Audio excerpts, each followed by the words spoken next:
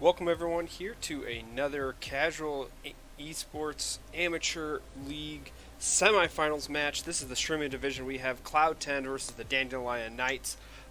This is Amo once again hosting the vodcast, coming at you at the most opportune time, as we have to get all of these matches in today before the patch tomorrow. So we have lots of games to this evening, and I am pumped for this particular matchup, as I don't want to brag, but I actually played Clash with a couple of these people.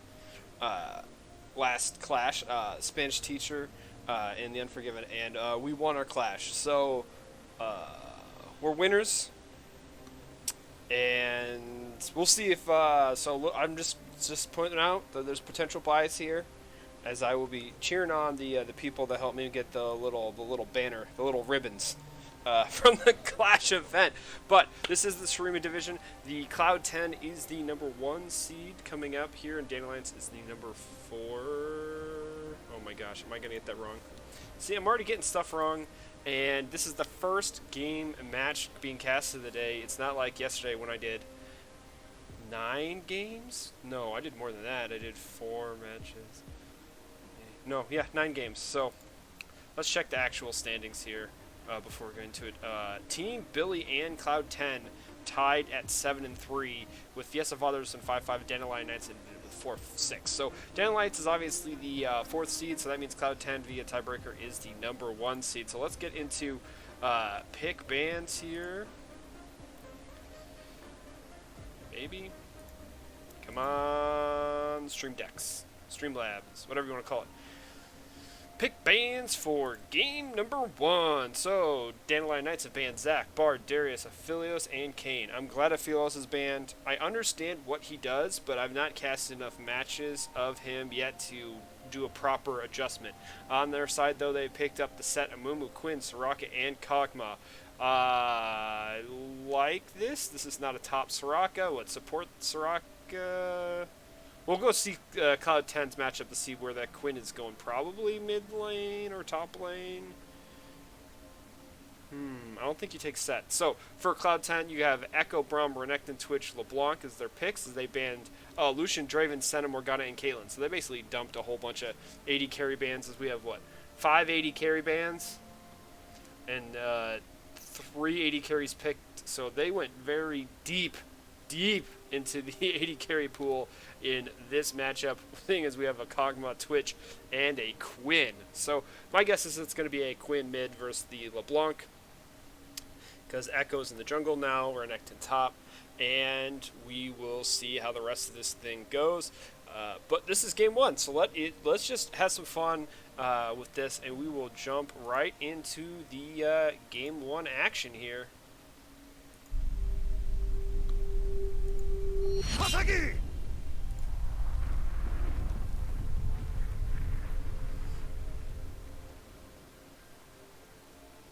Thank you everyone for watching the sweet pause screen here as we have started it up and summoned onto the rift. So I should actually probably announce the players on the teams here. So for the Dandelion Lights, they've been around in Seal probably since Season 0, or at least all, if not all of them, most of them anyway. We got Cameron Beats up top on the set, Mystic Wave in the jungle on a Mumu, Ystirol on the Quinn AD carry, Buff Draven playing Kog'Maw because Draven was banned, and Notego on the support Soraka. On the side of Cloud 10, we have a bunch of X's in his name, but I'm just going to call him Dragon AK-47, and then the Unforgiven in the jungle on Echo, Potato Ari on LeBlanc. I'm disappointed we don't have an Ari. Savory on the Twitch AD carry, and Spanish Teacher on the Braum with his mustache.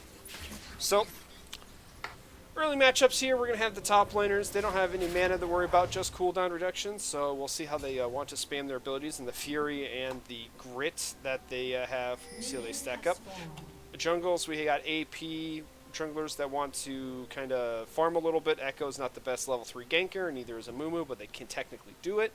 They like this kind of setup for that more 5, especially 6 for the junglers. I'm not exactly sure how the Quinn versus LeBlanc matchup goes in the mid lane. It probably favors LeBlanc until a Hex Drinker, at which point it's kind of like a Corki versus LeBlanc, which is kind of a skill matchup either way. Or you get those procs back and forth, and there's the lightnings, right? Kog'Maw, we've seen a lot of Kog'Maws, particularly in the higher divisions here in Seal, because of the amount of the damage, the DPS that the Cogster can put out as long as it's being kept alive, and that's what Soraka's all about. Spanish Teacher on the Braum is just going to be putting up the shield, protecting the damage coming out. Not a whole lot to protect the Braum shield, usually looking for like certain abilities with it, but still an overall decent support. I think this is going to be a really good matchup between these two teams here. AD carries dipping in and out of the minion bush for CS. So hopefully everyone had time to check out the marathon streaming that was yesterday. And if not, they can go ahead and head on over to the YouTube channel. I believe Shadow has got all of the videos from yesterday's matches headed on that direction. If they're not up there by the end of today, they should be up there tomorrow for all of the matches. Make sure to submit your highlight reels if you want anything put on a highlight for playoffs, so we can get those added to the correct positions. Or if you're just happening to watch the chat and you see something that's rather cool and you want to highlight it right away, go ahead and clip it down there. We accept those type of submissions as well. Follow the Twitch. I guess you're already here on the Twitch, right? The YouTube, the Vanish shot's missed by the mummy there. See, we don't have anyone to talk to. It's just me talking to myself as we have the Echo going in for the gank. It does get the stun. That's going to be Dead Echo. First blood. Or not Dead Echo. Dead Quinn. Echo with the gank right on the edge of that parallel convergence. The circle there. Able to get the stun. LeBlanc with the chains. Too much CC. Too much burst. Double electrocute procs as well. Didn't even need ignite. Echo took Ari took LeBlanc. Potato Ari is playing LeBlanc. Took teleport versus the Quinn that took ignite. So I guess Quinn doesn't really need teleport, right? Once you hit 6, you just fly around the map and you go like, come on Cameron. Ew. And Echo's gonna do a gank top now. Flashing out, and with the Q, one more auto. Unforgiven, second kill of the game.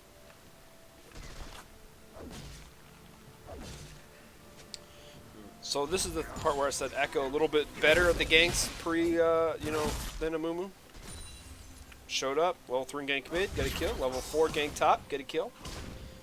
Spanish Teacher placed an award as the Buff Draven collects the bot lane Scuttle Crab. And then we're back to farming. What were we talking about? I think we were talking about the promotional stuff that we do. Just check it all out. It's all in the Discord as well. Make sure to follow and pay attention to the lovely announcements that get posted by me like every other day now. Normally during like 3-4 seasons I don't have anything to say, and then all of a sudden it gets time for the playoffs. So I'm like, oh, I actually have to know, do my job, coordinate the whole tournaments. And Quinn's gonna win there, nice trade. But the chains means I'm not really gonna follow up any further. Just the one vault. Is it Vault Breaker? I don't know. That's viabilities. What are Quinn's ability names? Vault. It's just Vault. Here. Although we'll see what Twitch can do in the mid game with that invisibility. If he's gonna show up like mid lane, but he's running heal, not ignite, so he's not going for stealthy submarine. I guess there's no, submarine Twitch. We got Conquer. Ooh, nice sidestep. Oh, there's the bandage toss, and that's going to be a dead Gator. So Amumu going actually with the red smite there, not needed as the bandage toss was true to form. As Mystic Wave is going to get his team on the board. Actually, Set was the one that picked up that one. Oh, and Potato Ari goes in and takes out Australia. Level 6 now. Definitely going to be super strong in this lane. Goes for the Dorn Ring build, so you're definitely going to get that extra advantage in lane for the extra little bit of health in the burst that comes out from the shields. Not that shields, the rings. There's the last chapter.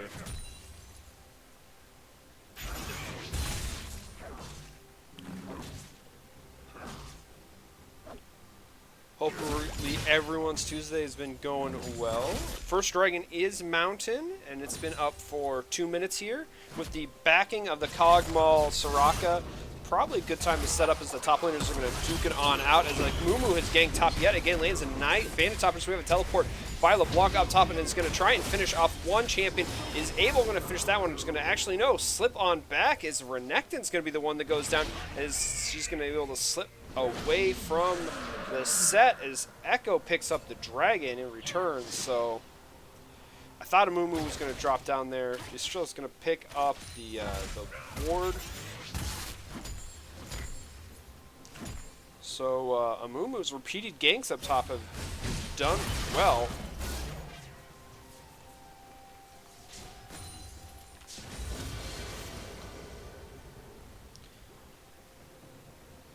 Let's see if Quinn's trying to guard the award there. I don't think it's worth it. Should have just gone back to mid lane, maybe try and push in a little bit more. Try and feed more CS as the LeBlanc was hanging out in the top lane.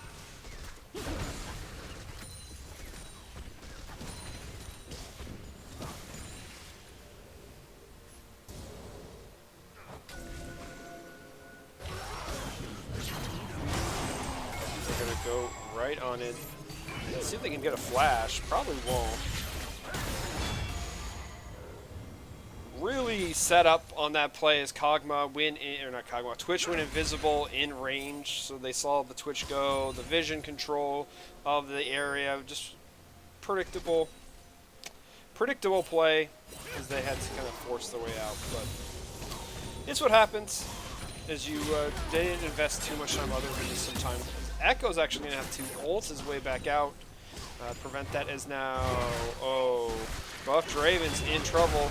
There's the Kog'Maw trying to drop it down, and is now going to go on towards the Soraka. Can they get one more stun? Not going to happen. The mixed rotation of where the damage is getting in the CC means that Echo now gets pulled in by the Amumu, and C is going to have to pop the ultimate here, and down comes LeBlanc as well. Gets off. There's the one change, and there's the chain in this. So let's see if we can get another auto attack. Maybe be able to get the stun before he can pop the ultimate off. Yes, it's gone down. Amumu. As the top laners were just going to fight it out up again in the top lane. The back and forth and the exchanging of minion manipulation and lane control was pretty good. As Flash is going to W in. Wow. That is, if that was a normal LeBlanc with Ignite, I think that she definitely gets the kill there. But seeing as she has the teleport, unsuccessful onto the Kog'Maw. As now Quinn, we'll see if Quinn wraps around or is just gonna, run straight into lane and then fly back up, fly the coop to the mid lane. Leaves bot lane to the mid lane. Next Dragon's in 2 minutes and 15, 2:10. So it is an ocean. See how much value these champions put on that. As well as Rift Herald hasn't even been sniffed at, really. Although top lane has been a complete and utter fight fest, right? As Set's going to flash in and then ult the, Renekton out, who's going to slice and dice. One Weaver actually tries to go off with the heal, but it's gonna get, the stun is not going to go down. Set's too much damage. Takes down the Renekton. Echo's going to run directly into, and the Mumu's up here as well.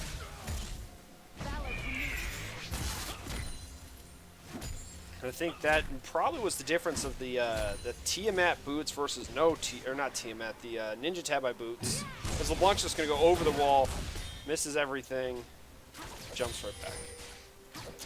The Ninja Tabi boots is that extra armor that Renekton had to try and shred through. Not enough, as picks up the cloth armor for himself. 0-3-1. I know he sees finishes the Tiamat, but probably should have finished his own cloth armor boots in that aspect to try and, if you're a losing matchup, probably go a little bit more towards defensive instead of offensive, unless you have to desperately fight your way back into it. And Amumu with that top control obviously picked up the pretty easy Rift Herald. We'll see what he wants to do with it. If he wants to take a mid or top, really blow those lanes open so he can have maybe one of those laners help with the dragon here that's going to come up in 25 seconds as a dissuasion tool from, starting the dragon, or is he just going to clear out some more wards?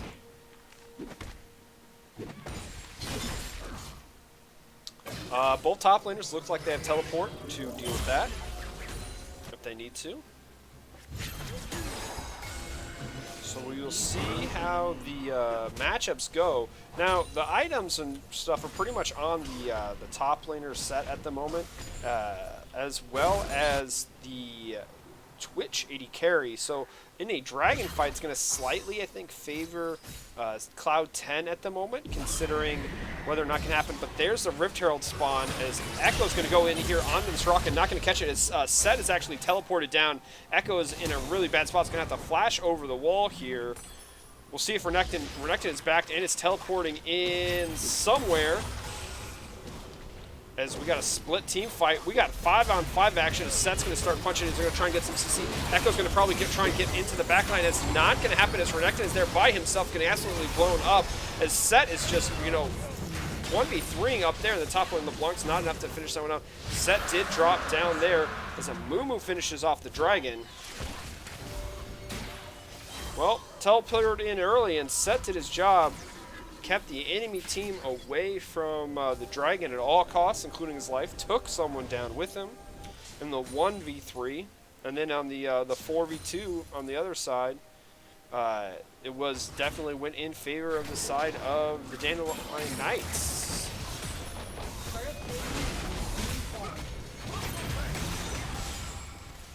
And at 14 minutes, or 13 and a half minutes, we're basically at even gold. 1-1 in dragons, 5-5 in kills. Slight tower plates going over to the Kog'Maw right here, which I think is going to be the real difference, as Kog'Maw's now gotten 2 plates, and 2 plates in the mid lane with the help of that, as Twitch is going to open up the spray and pray here, try and finish off, but there's so much healing. Stayed out just a little bit too long. Can Twitch catch the rocket? No, that's not going to happen. And tower plates are now down, so they're going to want to try and push this hard in bot lane, knowing that there's no AD carry. And they see that, or they know that the Quinn had gone towards the top half of the map.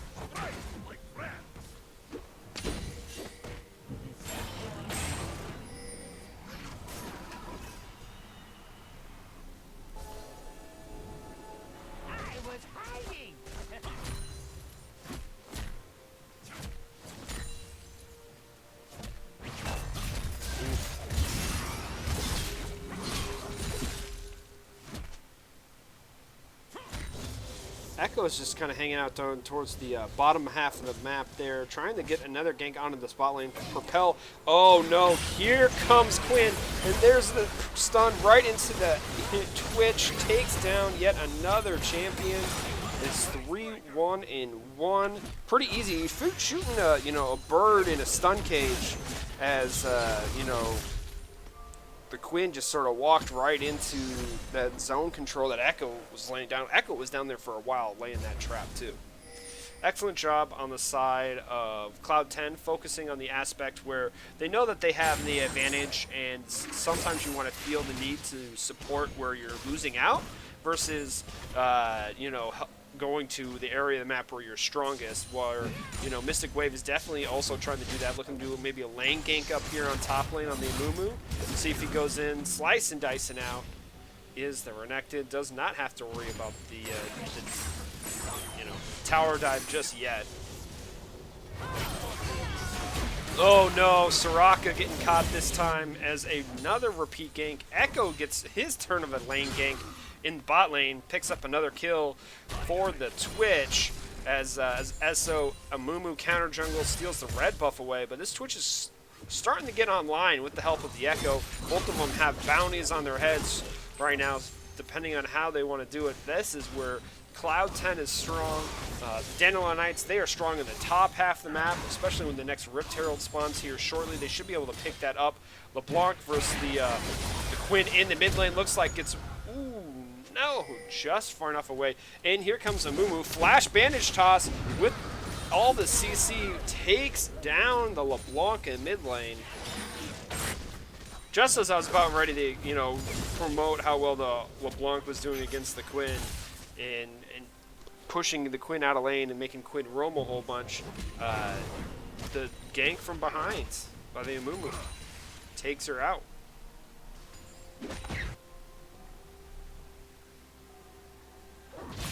So we do have Infernal Drake coming up here in a minute, as both teams really are going to enjoy all of the damage, all the deeps, bursts, acceleration, the fire, as Quinn is going to possibly come in here, and not going to happen. We have a teleport from someone, LeBlanc down here, right into a stun as Twitch opens up onto the Quinn, and Brahm's going to flash it from the ult, and it looks like it's going to be down goes the Quinn.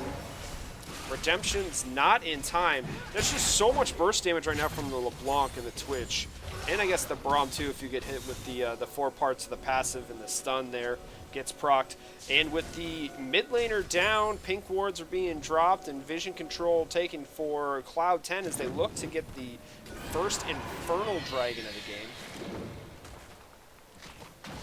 Amumu is doing an excellent job at trying to counteract what when they're losing out. They're losing out in this particular dragon fight because the mid laner died. Goes, takes the Rift Herald, and it's going to take the top lane. They're going to get the first tower up here on top. Renekton in return went to mid lane. Good job picking up, not being around where you're just going to die, and takes control over that. Tries to get some return damage onto that tower. Twitch in from back here in bot lane. We'll see what's happened. This Renekton probably gets dunked here. Ooh, tries to finish off. He's gonna have to ult, and there's the Amumu ult. Set's gonna pull him in, start throwing some punches. Echo's gonna return it. Oh my gosh, Renekton's actually able to get the 1 kill because of the tower damage. Set, you were running the wrong way, my friend. You have a lot of healing, but I don't think you have that much. Because Echo's gonna flash in with the dash, take that one out. Oh! Ystrel on the Quinn cleans up the Renekton, who was trying to farm under his tower, thinking that he had survived that, that tower dive. And even with all these kills there, it's 11-7 in kills here. Scoreline, the goal difference between these two teams is only 1K at the moment, and it is in favor of Cloud10. They're also in favor of Dragon. With a pretty even matchup, it's going to matter how well Set and this Amumu can impact the bottom half of the map. But really, the only one that's been dying is the Quinn, and the Quinn has been dying a lot more out of lane than in lane. This Braum Twitch combination has been really strong in opening up, as it looks like Amumu's going to want to try and impact this. He comes in for a gank here, as Quinn is actually going to pop the LeBlanc passive, but is at like a tenth of his own health. He should not stick around.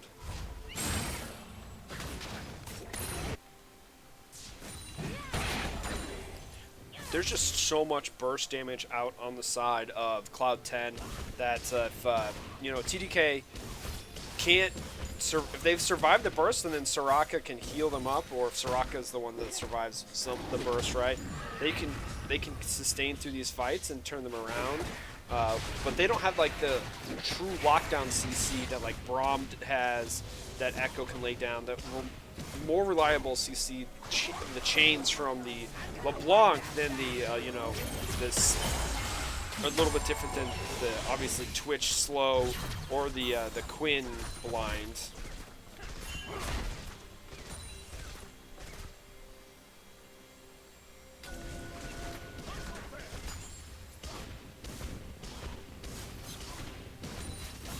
No one's really going to mercy, as that is a cleaned out vision here in the bot lane for both teams. They're trying to bait and mind game each other back and forth. See who has the vision, who doesn't. Quinn has picked up the Moby boots, so definitely trying to get around the map. So I think they're trying to eventually set up for like a 1-3-1 on the side of TDK. And we're at 21.5 to 22 minutes here.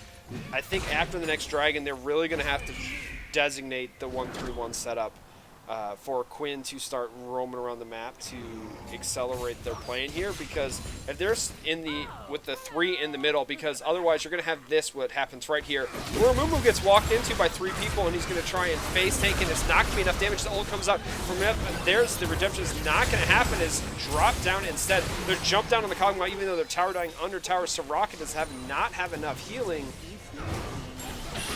Just the CC and the burst happens, as in the top lane, Quinn and Set take down Renekton with the help of the Soraka ult, although Soraka ult was mainly used to try and save her bot laners.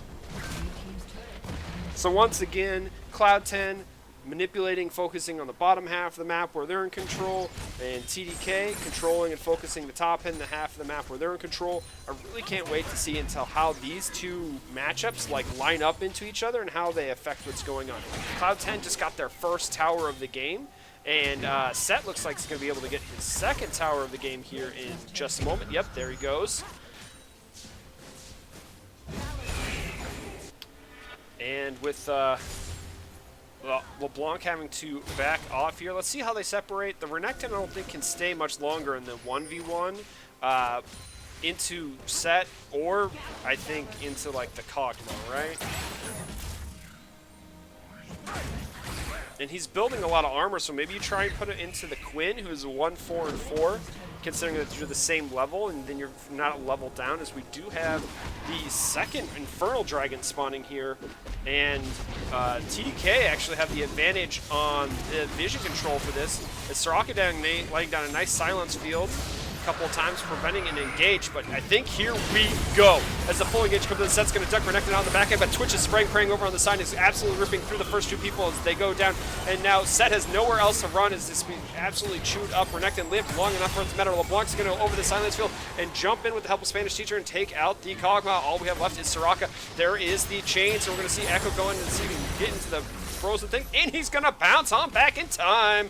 And with that, that is a complete ace in favor of Cloud10. And that should be a free dragon, or a free Baron for them.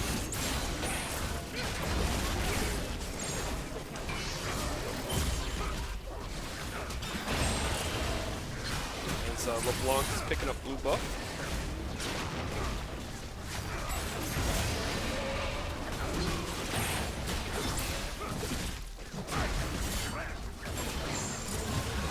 And yeah, we now have a 6-1-6 Twitch, who after his second item did pick up the Executioners. We already have one Morellonomicon on the Echo, a second now Morellonomicon on the LeBlanc. So any healing that Soraka's trying to lay down will be getting reduced as LeBlanc's with the level. Woohoo! That proc.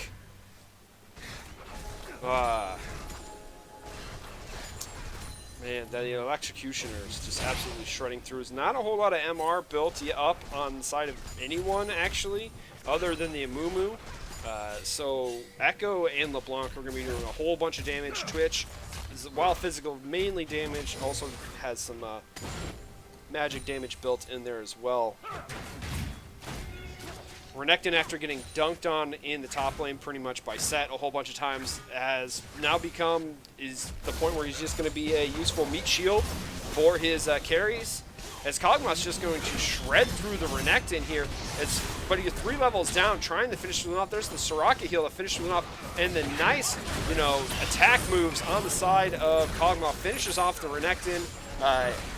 But Set overextends in mid lane, as a result, drops down. Renekton gave his life for another tower, though, so we are now 3-3 in towers, but the 19-9 in kills, plus the, never mind, 4-3 in towers in favor of TDK. I think it's the kills and the map pressure right now that are definitely going. Because Mumu's going to go in here, get a nice stun, but the Echo Stun's going to come off, and Twitch is just going to just shred through this tower with the help of the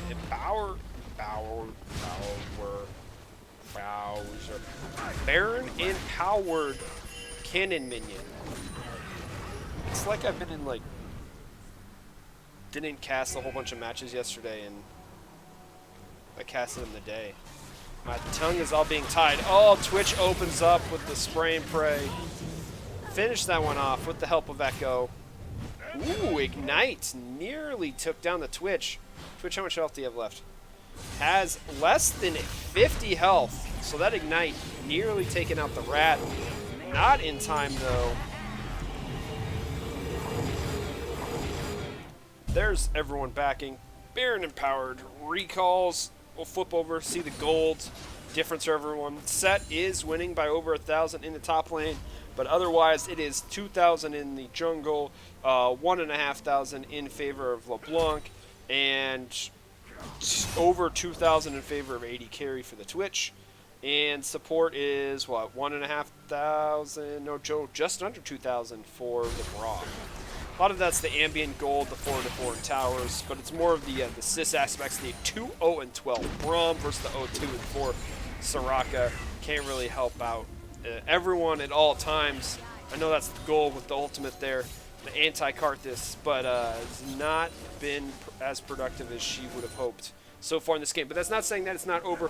One good team fight here and layering the proper CC on the side of TDK means that they could definitely take down Cloud 10. They just have to make sure that they get the Twitch and the LeBlanc and kind of just ignore the Renekton if they can. As Set's just going to be absolutely caught trying to place a pink ward. I know it was 30 seconds before the next dragon, but you didn't have any teammates there to back you up. And that's just too much CC. I mean, the Braum into the Braum passive, like the Q auto, LeBlanc chains as well, and just absolutely exploded. So Quinn is going to go up against the Renekton in the top lane. I'm going to manually focus on the summon of the 5th dragon of the game here. Yet another Infernal, because that's the way the 2020 dragons are going to work. And see what happens next. As everyone's going to kind of set up. Braum, is getting caught and is going to dump the ultimate in onto the Mumu.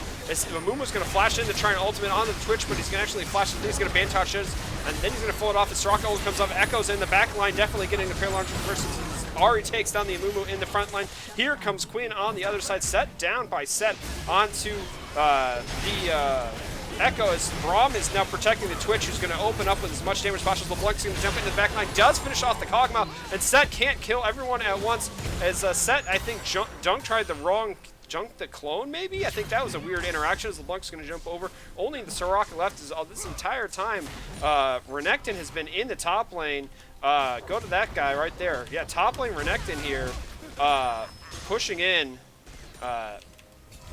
with the Baron, right? Like, did they still have Baron? No, Baron's down. But he was able to take 2 towers. So now that he's no longer the meat shield for the Twitch, he's going to try and slice his dice his way out of here, maybe? He's 4 levels up here on the Mumu. Now he's, yeah, that's kind of rough. As another tower drops in favor of Cloud10. So it's terrible time for TDK.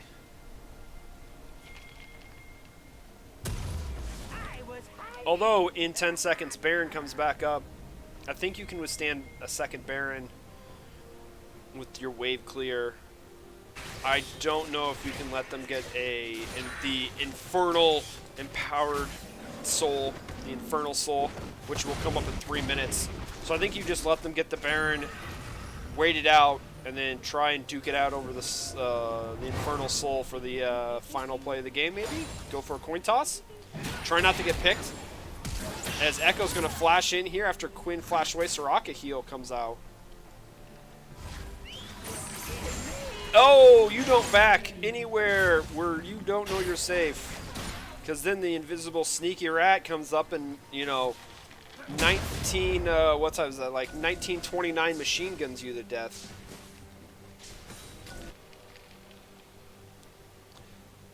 Renekton sitting in a bush. Ooh, Set finds him as they're going to duke it on out, but here comes LeBlanc, but Set's going to say, no, I'm dunking you back behind me, and Soraka is now to heal up the allies as they run away. Twitch in Echo, easy peasy, lemon squeezy, that's a dead Baron.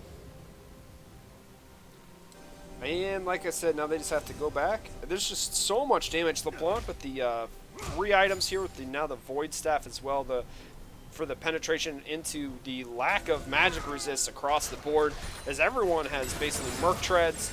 If you're for defensive, if you're going offensive, I guess the Mobile Boots and the Berserker Greaves.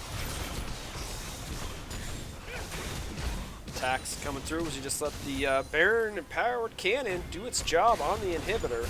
LeBlanc is pushing in the mid lane here. It's really kind of hard for TDK to set up a good advancement to get into the back line.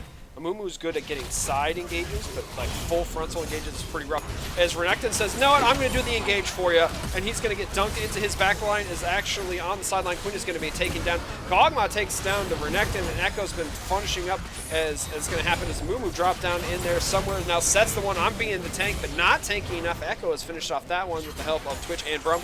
Now Echo's looking to try to get in onto the Kog'Maw. Nope, never mind, he's gone back to the base, and they're going to finish off the inhibitor this entire time after the LeBlanc took down the Quinn. Pushed in the mid lane here. They're going to be able to take that inhibitor.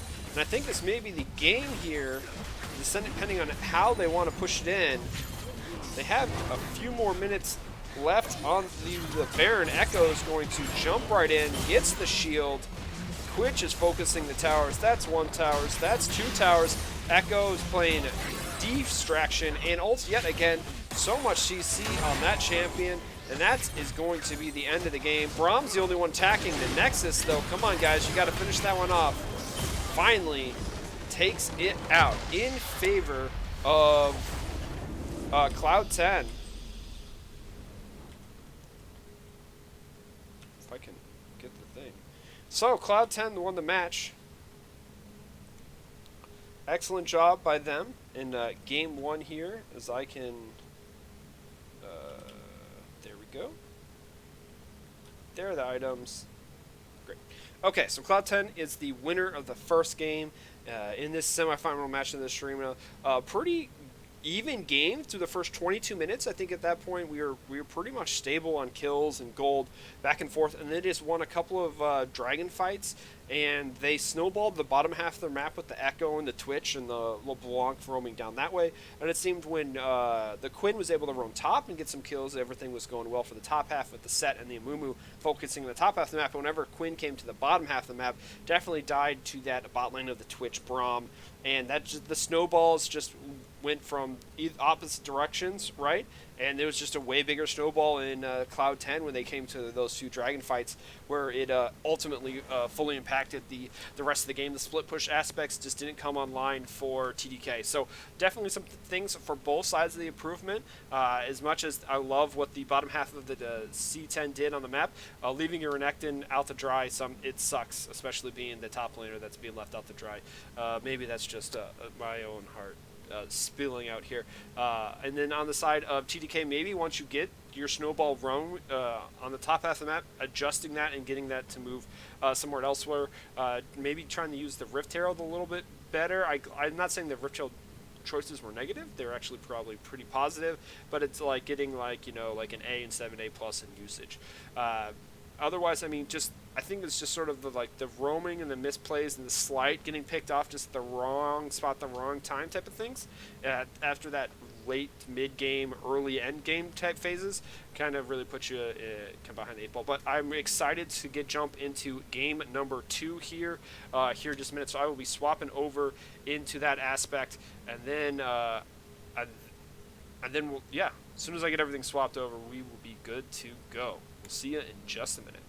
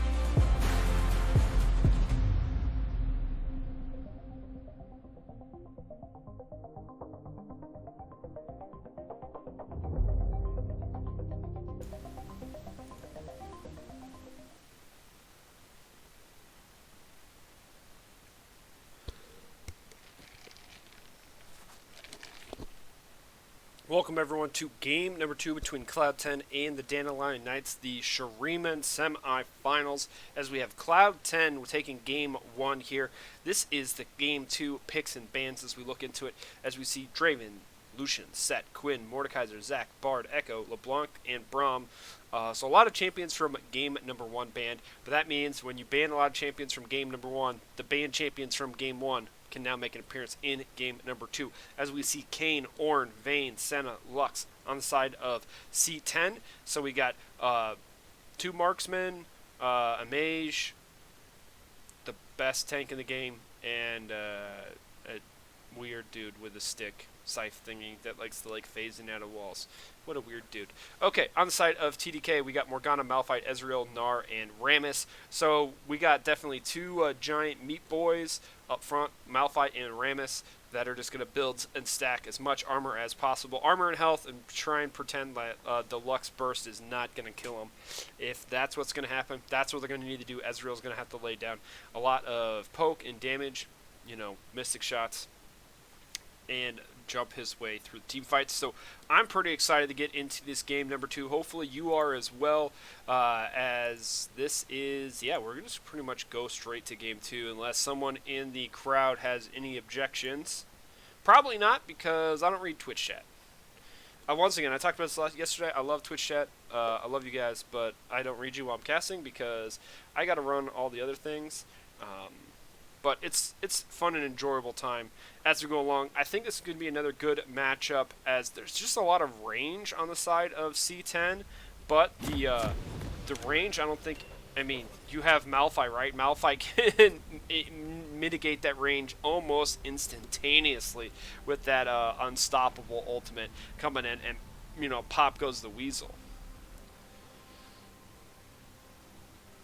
So it should be loading in here in just a moment, and then I will swap on over. Here we go, swapping on over. Transition happen now. Masaki!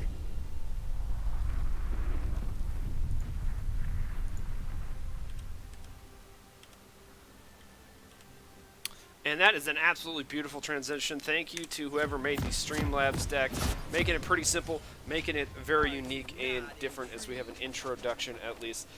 So on the side, team rundowns here. Cloud10, we got Dragon, AK-47 on the top lane, Ornn, Unforgiven in the jungle on the Kayn, Potato Ari playing mid lane, Lux, Savory on Vayne, AD carry Spanish teacher on actually support Senna.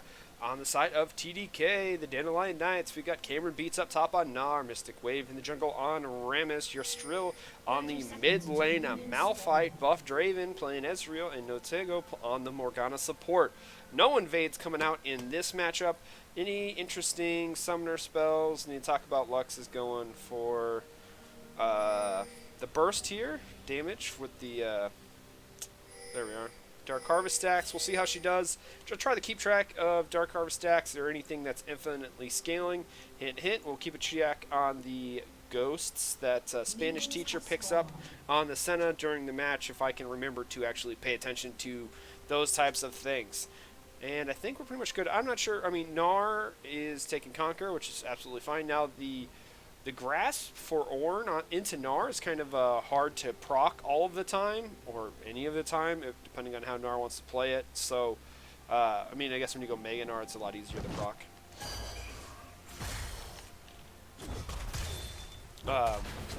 Maybe, but Aftershock, I guess, maybe could have been a good example, because that's what you want, right? Aftershock as you engage. I guess it's all how you're going to play it, right? And then range matchup. You can actually probably start the Q on the Ornn in the range matchup here, so you don't have to deal with, everything. Just use it to help last hit minions. Kayn pathing. Stronger than Ornn pathing. Or not Ornn, Rammus pathing early on. We'll see what interesting ganks Kayn pulls out in this matchup. Unforgiven, what can he do on the phase, wall phase? I don't know. We gotta come up with a cooler name as he phased in and out of walls. as the mid laners are just trading spells onto each other back and forth. The poke damage and burning through those potions. Rammus clears the entire blue side, and then I think it's going to look to either gank bottom or... Oh, he is. We got a Rammus gank. Donna, Donna, Donna, Donna, Donna, Donna, Donna, Donna, Donna, Donna, Donna, Flash, Flash! And there's the taunt. Ooh, binding not in time from Nortego. So we have flashes burnt on Rammus, Vayne, and Senna.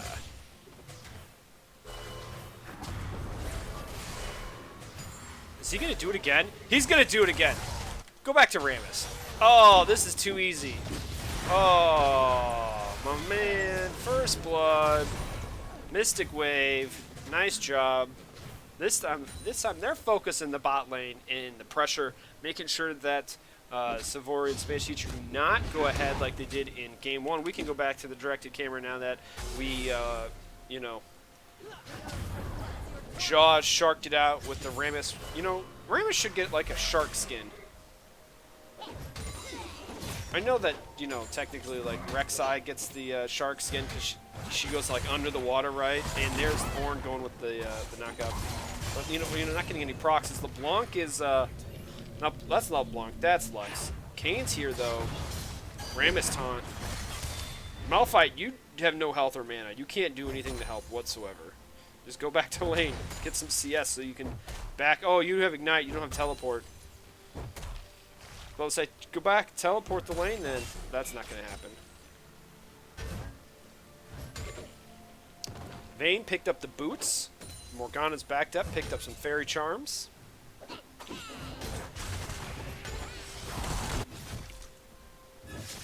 Kayn clearing out a ward on the red buff.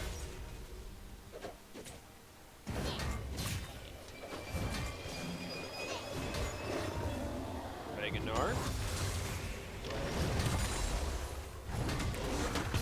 Ooh, can you get the Brittle proc? Nope. I think... So, I'm not sure, but I've been around the community a fairly long time. There used to be, I want to say, there was a musical group, I can't remember which one, and they made a song back from like season 2, 3, that was Wriggles procs, because there's an item called Wriggles Lantern, right? And you get those Wriggles procs, right? And and now you have the Brittle, right? And that's all I can think of is when you proc the Brittle, right? So it's like every time it's like, got the Wriggles proc, got the Wriggles proc. But now it's like with Ornn, you're like, got the Brittle proc. See, I'm not a good singer, but that's what just pops through my head every time I'm just like, you just gotta get it right. Hopefully you know, no copyright infringement from my absolutely terrible butchering of whatever song that goes to. Everyone can look it up if you want. It's the old community used to have really awesome music. Ornn's actually gonna flash the ultimate from the or Gnar flashes the ultimate from the Ornn. Better CS coming out outside of Ornn at the moment, but this is once again being able to upgrade into better items in lane is so powerful that like even like if Gnar was winning early, the fact that all of a sudden Ornn gets like, oh, I have Nami Cinder now. Just all that extra health and be able to wave clear and CS. Gnar's going to go in here and an actually great counter with the W, so Ornn does not actually get knocked back. But the taunt coming in from Rammus and is not going to be able to finish one off. We got Mini Gnar here. Let's see if he jumps on it. Not going to happen. Mystic Wave's going to go too far under tower. Gets taken now.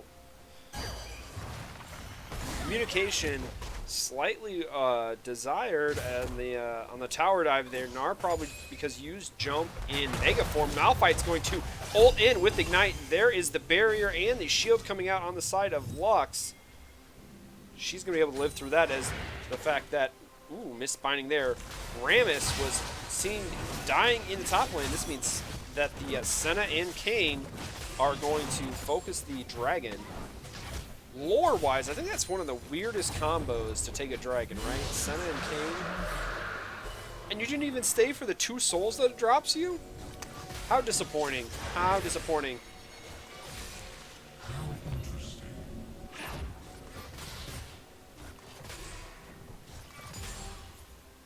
speaking of souls, how many souls does Senna have right now?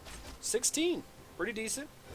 Support, I have no idea what the rate is on how you're supposed to get them. Like how fast. I know you're going to try and chase him. There's the slow.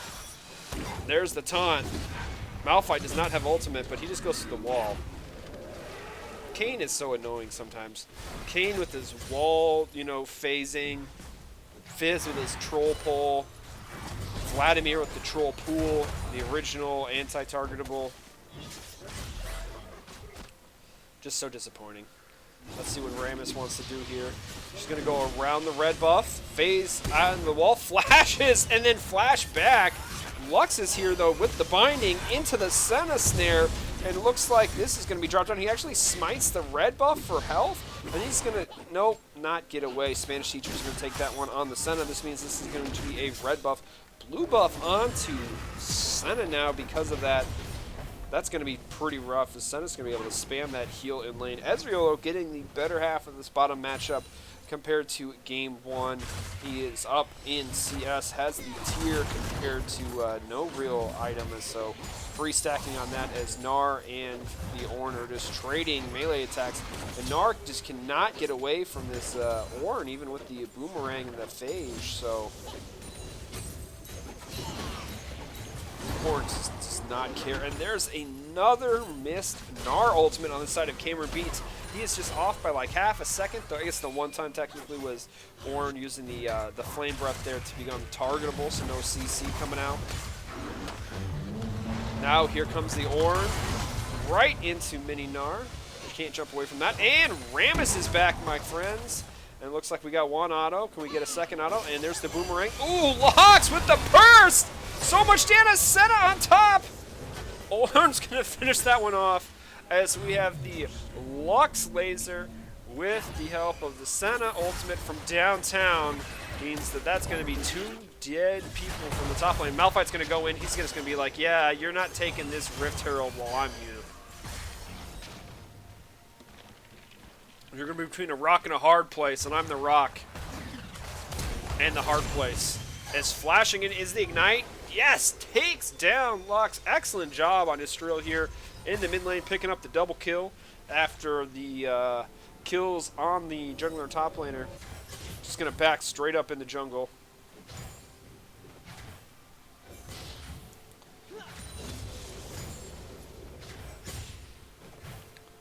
Back to farming. As we do have a 5.50, 500 gold lead on the side of Cloud 10. There's the gold aspect of it. Once again, Ornn in the top lane winning the 1v1 matchup. Rammus has been doing a little bit better on the gank-wise. But then Malphite with those double kills comes out on top. Ezreal's the main one on his team winning in that aspect. As Kayn phases through the wall, it's going to be able to get in onto Morgana, who's going to pop the ultimate, as Kayn's actually just going to take that chance to take her body soul into the next one, and Vayne's going to actually stun the Ezreal into the lane, into the wall. And the inability to see where that Kayn is coming from, huge impact on what just happened. And 6-3 in kills now, 1-0 in Dragons. Tower plates definitely go in their favor as well. And by that, I mean don't go in their favor, as they only have 1 tower plate to 2. Oh, there's the binding from Lux as Rammus is going to come in. Let's see if he gets the taunt. He does. Protobelt in on the side of Malphite, waiting for people to show up. Does get 2 of them, and the ultimate is not going to finish on. Senna ult just is going to be enough to heal the Kayn. He goes over the wall just barely. Lux laser comes out, not going to finish that one off as Rammus is going to try and powerball away here. Now Senna is laying down the ghostly large cannon shots as Malphite's going to turn and deal the damage, looking for some help as we have Ezreal coming over, all some poke. Not going to happen is Rammus is still hiding out over here as Ornn ultimate has gone off in the top lane, taking down the Gnar, and Rammus powerballs into Kayn, taking that one. Finish off as we now have the Morgana and the Ezreal coming over here into the back behind the wall to guard against that. So it looks like Gnar finally got the better of the 1-on-1 matchup in top lane. And now this may be the Infernal Dragon going over to the side of the Dandelion Knights here. That invade, while costly, took them down enough that they were able to secure the dragon. So we got Ocean coming up after this. Lots of dragons in these semifinals. Lots of oceans. Not a lot of clouds. Like, maybe it's because they knew the new Final Fantasy VII trailer stuff was all coming out. Oh my gosh, it looks so good. But they're like, everyone's seen enough cloud this weekend, so we're going to exclude that dragon from the Seal dragon pool. Been a lot of ocean, a lot of infernal, a lot of mountain. Not a whole lot of cloud. Although the first dragon of this game was a cloud. So maybe if someone wants to do all the statistics, we can track which dragon actually gets spawned most in our Seal matches. Please, no one ever request that. We do not have enough time or the... Okay. Malphite ulted over the wall and killed Kayn. Turret plating will soon fall. We got full AP Malphite here with the Proto Belt and the Sork Shoes. Lux is yet to get a full item, but looking like she's going to go for the... just going to... Oh my gosh. The damage. I think what Malphite gets next. Do you think he just goes straight for Zhonya's? Probably at this point. Gets your armor, gets some AP, some cooldown reduction, status. As Rammus is ganking bot here, so unlike game one where there was a definite top, bottom half of the map in power for each team, this has been a lot more even across the board, and Yusril on the Quinn had a kind of a rough early game in game one. Pretty much kind of a rough game. Game two, a lot better job on the Malphite in terms of aspect, kills, and participation, and positive qualities towards his team.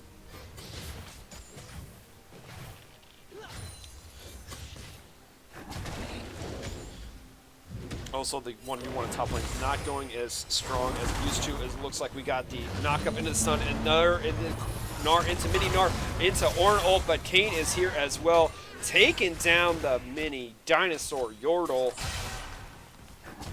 Is he a dinosaur Yordle, or is he a... What type of Yordle is Gnar? He's a little, right, dinosaur Yordle? We're gonna go with dinosaur Yordle, because I don't have a better term. Good gank opportunity in the top lane as Gnar was pushed up.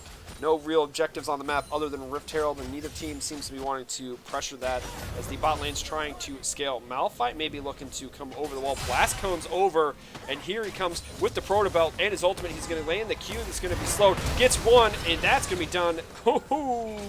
And, you know, knockback from the E means just the Senna is going to drop. Not much you can do to that, Senna. You know, Q'd over the wall. I know you can go into your ghosty ghouls, but that's not going to prevent the unstoppable force from hitting you in the face. He also proto-belted, which didn't need because Senna just popped like a balloon.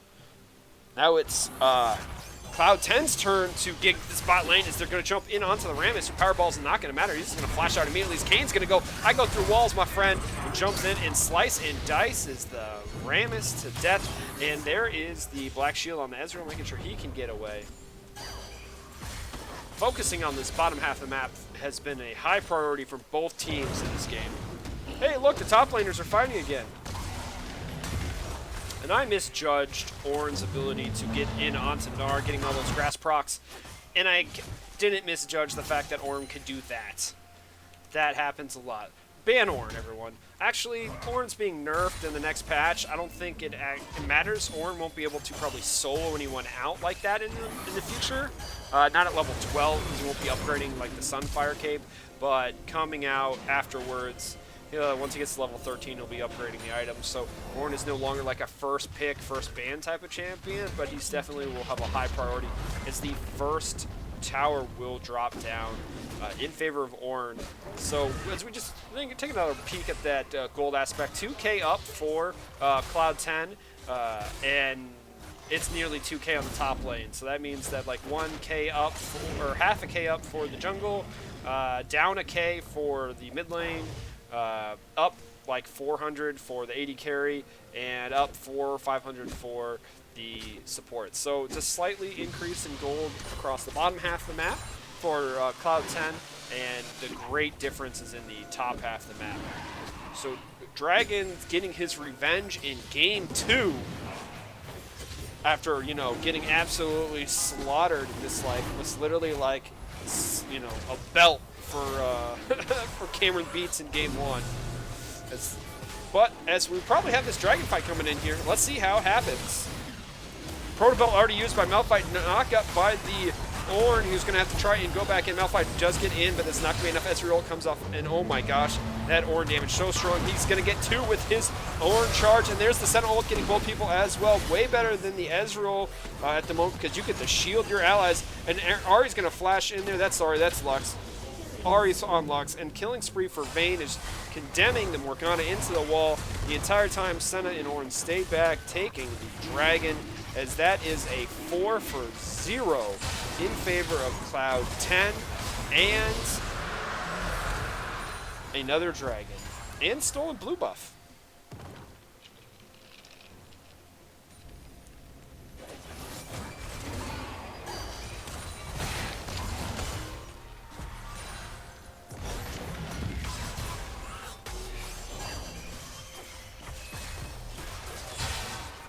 So, I know Vayne does a ton of damage, and so does Kayn, but this is a matchup where you're going to take...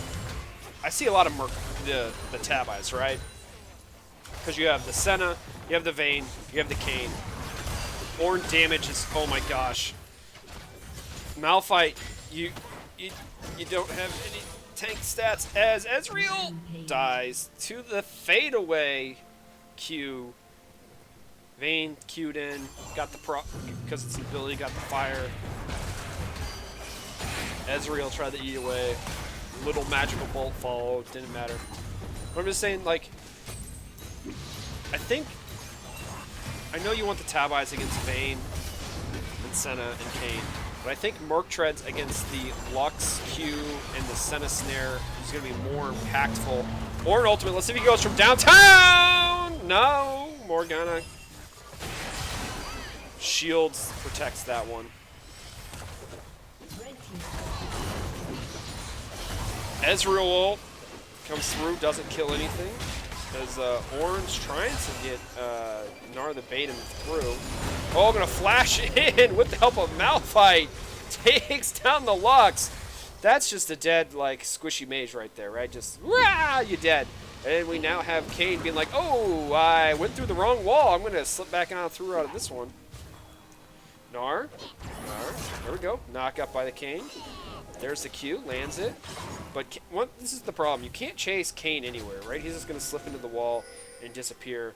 Vayne gets to go invisible and run around. So Ornn has upgraded his 2 items already, the most financially gold to upgrade. Has actually upgraded the Blade of the Rune King for the Vayne. So we'll see what other items upgrade. Senna usually doesn't buy anything that Ornn will upgrade, so that's kind of disappointing. But we'll see what else he goes into upgrade. Definitely trying to get the most of that 3,000 to 4,000 extra gold that his passive can give his team here in the upgrading spot.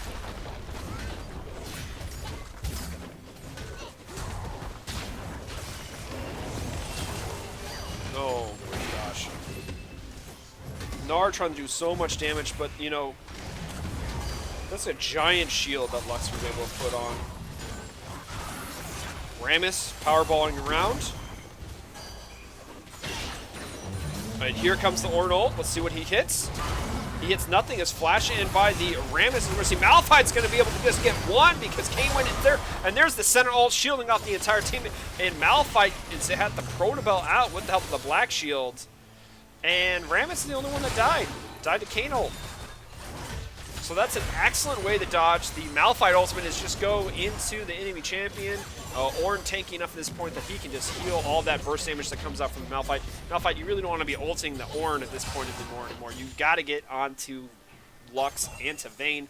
and they're going to be split up in that aspect. So let's break down how do these teams actually win the next team fight in the next 1 minute here before the Dragon. So Cloud10, you got big tanky boy in Ornn, long range CC, on top of the fact that you have Lux CC and Senna CC that go on top of it. That's your engage tool or counter engage tool, depending on how it all lays down.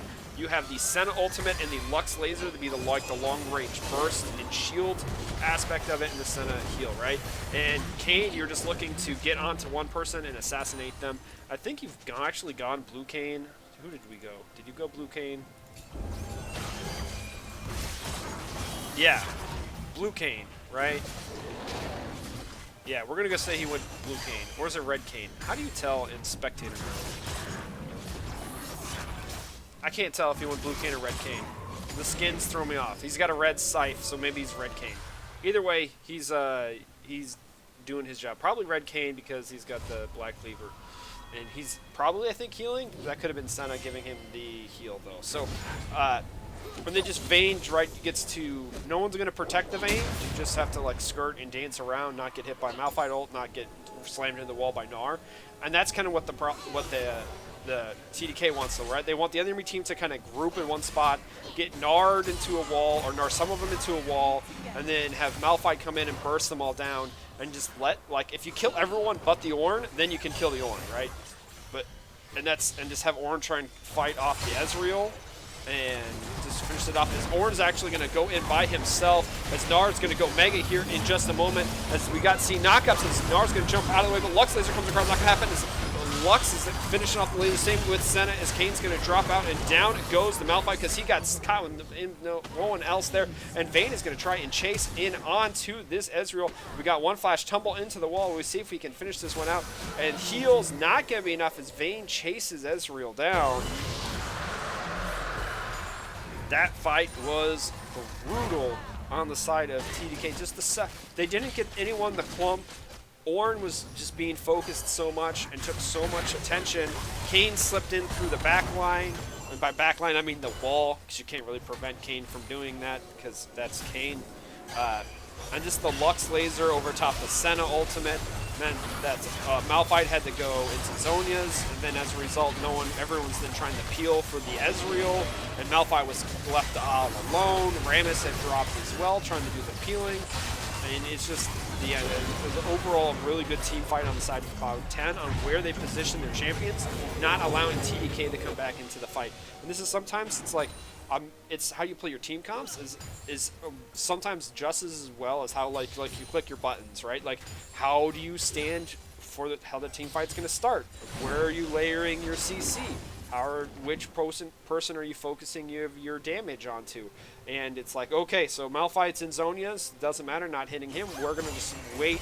You notice how the carries waited till Malphite came out of Zhonya's to kill him before stepping up further into the fight of the Lux and the Vayne, right? And then finishing them up. Ornn was just at this point, because he is so tanky and far enough ahead. His level 15 in levels. That I don't think he's level 15, but he was far enough ahead that he could get away with these things. And there's the Sharon, and he's going to just try and taunt his way. He does get the knockup on the 2. And we're going to see if he's going to finish. He gets one knockup. I mean, he's level 15, and he's trying to kill off 4 different members of the team right now. And here comes the Senna ult. That's such a giant shield right now. And he's going to be able to clap. Another person gets a knockup. Vayne's now here to clean up one kill. Malphite had to go golden yet again. So we have a Ornn who does 4v1 in the top lane with the help of Senna's ultimate. But there's just not a lot of damage, right? There's a lot of burst on the side of Malphite. The tauntingness on the side of Rammus is nice, but Gnar is, sustained damage, not burst as well. And Ornn just is able to tank through the entire thing here. Ezreal not being there meant that you don't have your DPS, who, by the way, Ezreal at the moment at 26 minutes only has a Trinity Force. Is still, usually needs a minimum of 2 items, usually 3 or 4 to get fully caught up and put online.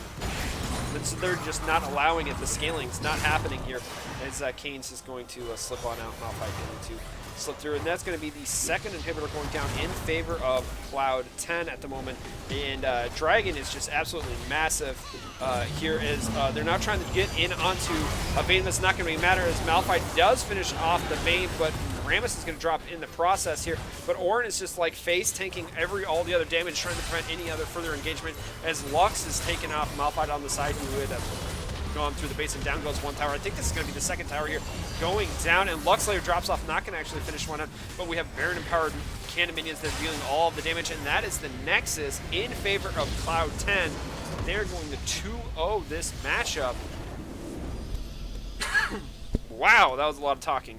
Sometimes when these games end fast, they end fast.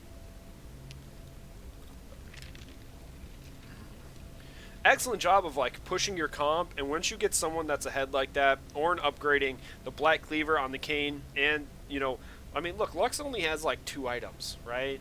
She only has Luden's Pulse, which is, you know, Luden's, and then upgraded in the Sork shoes. She does have 2 Nilu's large rods, but like she's not upgraded to a second item.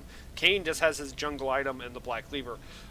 Compare that to Ornn, who has the Infernal Mask, Warmogs, and Sunfire Cape, right? And he's upgraded his 2 items. His gold differential is massive, and when you have a large target on an individual like that, you need to press that advantage.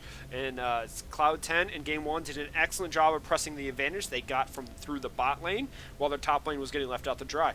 In Game 2 here, it was more even across the board, but top lane started to start that snowball, and as soon as Ornn left the top lane, after that tower dropped down and started affecting the rest of the map and starting upgrading those additional items that was extra gold boosts, it just skyrocketed. They knew the one win condition is if they grouped and they lost a team fight because they got clustered.